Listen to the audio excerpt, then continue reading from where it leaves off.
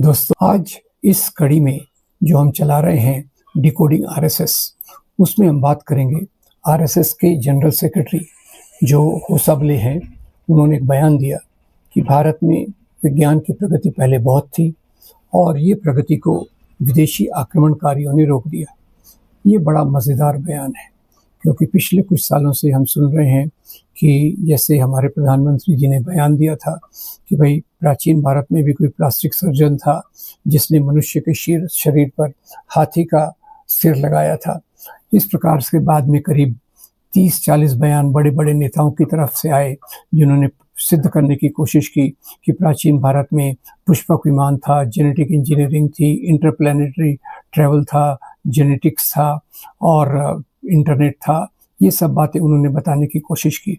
ये एक प्रकार से खुद को एक गौरवान्वित महसूस करने का एक तरीका है।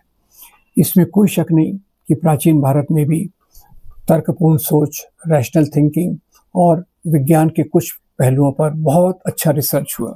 जैसे आर्यभट्ट का रिसर्च हुआ गणित शास्त्र में, सुश्रुत का प्लास्टिक सर्जरी में और दूसरे प्रकार के आयुर्वेदिक विज्ञानों में बहुत महत्वपूर्ण प्रगति की। सोचने में भी, दार्शनिक प्रक्रियाओं में भी यहाँ बहुत प्रगति थी। पर बाद में धीरे धीरे जैसे ब्राह्मणवाद का वर्चस्व बढ़ा, उन्होंने स्वतंत्र सोचने पर एक प्रकार से रोक लगा दी और पूरी तौर से जो दकियानुसी विचार पहले से चलते हैं उन्हीं के आधार पे समाज को आगे ले जाने की बात की। यहाँ से ही हमारे विज्ञान की प्रगति रुक गई। इसमें विदेशी आक्रमणकारियों का कोई लेना देना नहीं है, क्योंकि विदेशी आक्रमणकारी जिसको ये कहते हैं वो उनकी भाषा में है। जो भी आक्रमणकारी आए उत्तर से, खास तौर से उत्तर पश्चिम से आए, वो मुसलमान थे। बाद में वो तो यहीं के होके रह गए और उन्होंने यहाँ के सिस्टम में किसी प्रकार का बदलाव नहीं किया। बाद में ब्रिटिश आए, ब्रिटिश ने व्यापार के माध्यम से आए और व्यापार के बाद उन्होंने यहाँ जो शासन किया, लूटपाट की, हमारे देश की संपत्ति को लूट कर ले गए। साथ ही साथ उन्होंने आधुनिक विज्ञान की जड़ों को भी मजबूत करने की एक नींव डाली। अब जहाँ भी तर्कपूर्ण सोच आता है, लिबरल थॉट आते हैं, वही विज्ञान की प्रगति होती है। और आप देखिए कि आज़ादी के आंदोलन के दौरान जब हम ब्रिटिश गुलामी में थे तो ब्रिटिश गुलामी के अंदर भी यहाँ जो बड़ी बड़ी यूनिवर्सिटीज़ हुई, कॉलेजेस हुए, उसी में जगदीश चंद्र बोस, सीवी रामन और दूसरे कई लोगों ने विज्ञान में प्रगति करने की शुरुआत की। तो विदेशी आक्रमणकारी से इनका मतलब ज़्यादातर मुसलमान रहता है, क्योंकि अंग्रेज़ शासन से तो इनको किसी प्रकार का कोई विरोध न रहा है और न उन्होंने इसके खिलाफ किसी प्रकार की बात की। तो खैर, मुसलमान राजाओं के तहत जो बात चलती थी उसमें अगर हम देखें तो उन्होंने यहाँ की व्यवस्था में कोई मूलभूत परिवर्तन नहीं लाया। उलट मैं कहूँ तो कुछ राजा थे जिन्होंने इस प्रगति की तरफ ध्यान भी दिया।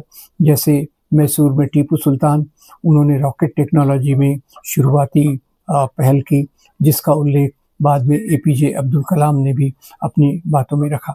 तो ये बात हम समझ लें कि विज्ञान की प्रगति को अगर कोई रोकता है तो वो दकियानुसी सोच, वो तर्कपूर्ण विचारों का विरोध करने वाले लोग, ये विचारों के लोग ज़्यादातर ब्राह्मणवादी जो इन लोगों से जुड़े होते हैं, जो पुरोहित वर्ग से जुड़े होते हैं, उनके जब विचारों को समाज पे लादा जाता है तो विज्ञान की, प्रोग्रेसिव थॉट की, तार्किक सोच की प्रगति रुक जाती है। और ये इससे विदेशी आक्रमणकारियों का, जिनको ये कहते हैं मुसलमान राजाओं का, कोई लेना देना नहीं है। वास्तव में उलट विदेशी तो एक ही थे, जो थे अंग्रेज़।